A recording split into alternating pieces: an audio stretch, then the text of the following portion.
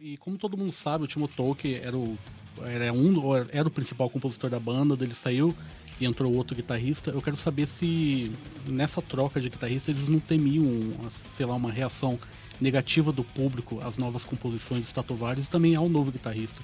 Sendo que os fãs do Stratovarius sempre são muito fiéis, né? São até um pouco radicais, assim. Mm-hmm. He said that Timo Tolkki he composed a lot, like for Stratovarius, and he was like an important member.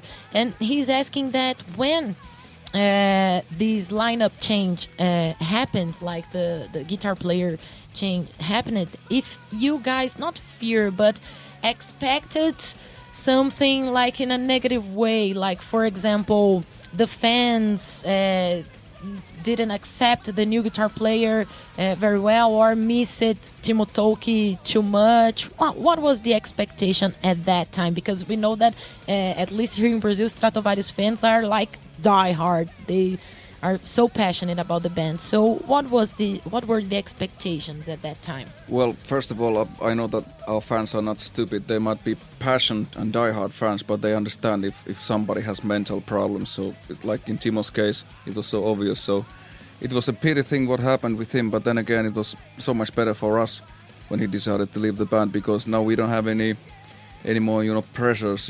What comes to for example, if we are planning the tour, then the tour will happen. There's nothing like, something suddenly nobody says that I don't want to do the tour because the stars are not in the right position or something like this. So it's like he never said that. But I respect him, all the good work he did, and I wish him all the best. Let's put it this way.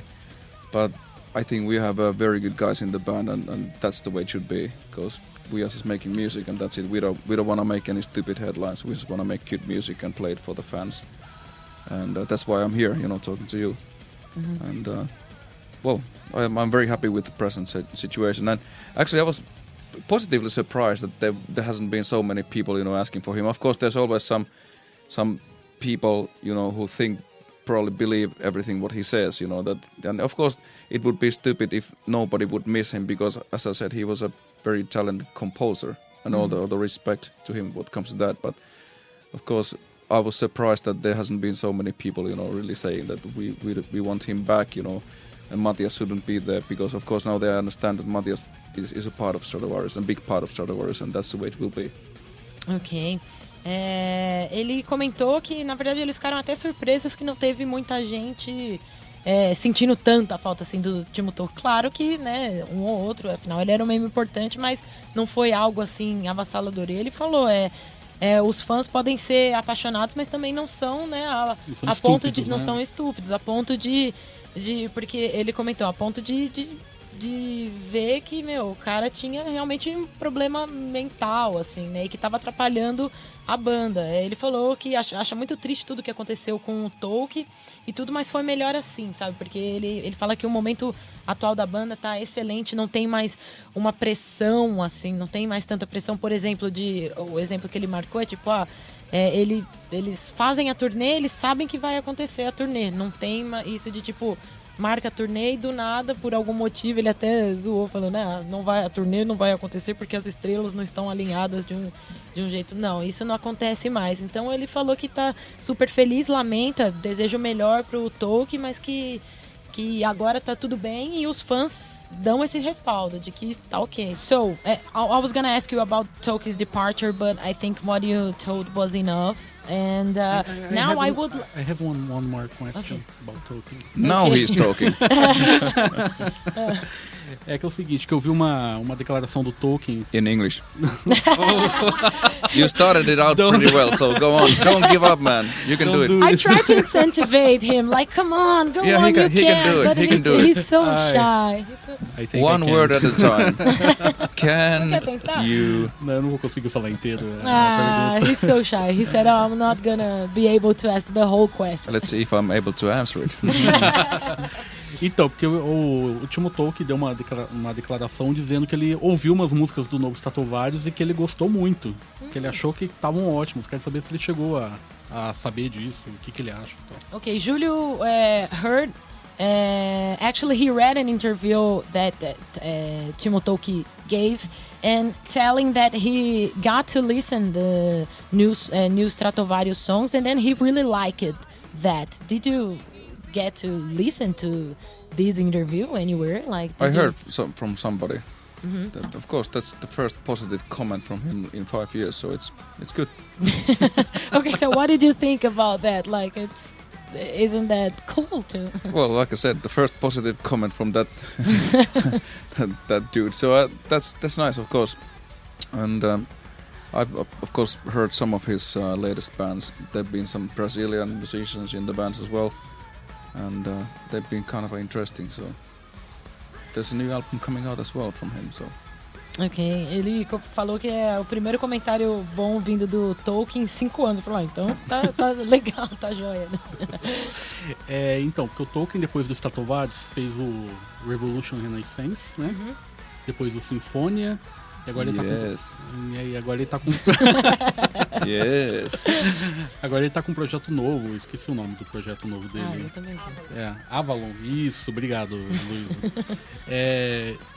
E as bandas anteriores que ele teve depois do Stratovarius parece que não deu nenhuma certo, assim. Quero saber se ele acha que ele tinha esse mesmo problema com essas bandas que ele tinha no Stratovarius. Okay, he said that Tolkki's got 3 other projects while he was out of Stratovarius, which was Revolution Renaissance and Avalon and Sinfonia, right? Avalon é de agora, Sinfonia. And none of them seem to be as successful as Stratovarius. Do you think this has any relation with the problem he had? Like, do you think he had the same stuff going on these other projects? I think Julio here might have some point, and probably he has his own point of view, and I would like to hear, of course, what he thinks about this. But also, of course, it would be interesting to interview guys like Andre Matos or the other guys from the first band, how they think about this. But I'm not, the right guy to comment, why they never lasted. But there has to be something, of course, why they didn't took off. But I mean, yeah, like I said, I think he had very good musicians, especially when Andre was singing and Jari was on the bass guitar and Mikko on the keyboard. So, very good musicians. So, but it's not so easy. You just think that, okay, I'm gonna call this and this and this guy. Then we have like a super group, with like 5 well-known musicians. But it's not enough. It doesn't work like this. If it would work like this, then everybody would do it. Hire the best musicians, and then you would like think that, okay, now I'm gonna sell gold. It doesn't happen like this. It has to be everything. You have to be, of course, you have to have good songs, and then you have to be honest with your music, and then you have to get like proper people working for your record label, promoters and everything. It's not enough if you have if I would have the best song in my closet, that's not enough. I could tell my friends who come over like, hey, I have a best song, it's here, you wanna listen to it? No, I keep it here. It's not like this. You need the proper people, around you as well. But now, of course, I forgot what was the original question, but I can of course tell the same answer in Finnish if you want. So, perkele. No, but it's. I tell you, perkele. She's laughing. She knows what it means. O que é perkele, Luísa? Fala pra gente. O que é perkele? I do know what is perkele. O que é perkele? É tipo xingamento, né? Tipo It's a bad word. Porra, in Brazil, so there's no problem to speak that in. Really? No, you can speak as much as you want, unless we understand that, of course. Don't come cursing us. I just learned some very bad Portuguese, but I think it's better not to say it. If you want to, if you really feel nervous. I think I might be forbidden to come to any radio shows from now on, so maybe I'll keep my mouth shut. Fala pra ele que o nome do baixista dele é Lauri Porra. Yeah, of course, but I can always say that, hey, on the bass guitar, Mr. Porra! But that's not bad, because that's his name, so it's okay. I wish I would have my last name, something very bad. So hi, I'm Kotipelto, and then you would be laughing like, what the fuck? I don't have it, so but next time. Ok. A gente ele falou, na verdade, a palavra que chama perkele, que é tipo um xingamento, assim, é tipo um porra, né, digamos. E aí ele, mas pode falar isso? Eu falei, pode falar, não tem problema, não sei o quê. Aí o Júlio falou, inclusive o nome de seu baixista tem. Ele falou, já sei. Até queria ter um nome que eu falasse o sobrenome e todo mundo risse. Mas voltando à pergunta sobre o Timo Tolkki, a pergunta do Júlio, ele comentou que não sabe, né? Não é a pessoa mais indicada para falar sobre isso, que seria melhor talvez perguntar pro André Matos ou pros outros caras que tocaram com ele. Mas que provavelmente deve ter alguma coisa a ver, assim, sabe? E ele falou que a outra coisa, assim, não é... Ter uma banda não é simplesmente buscar os caras, montar um supergrupo, vem aqui você... Não, tem muito por trás, né? Não é... Por trás não, tem que rolar de outra maneira, né? Não é só você escolher, senão todo mundo contrataria, né? Assim, formaria supergrupos. Tem que trabalhar com o cara certo de gravadora, de booker e tudo mais, e também a não química, é sempre né? a fórmula correta, né? É, isso aí.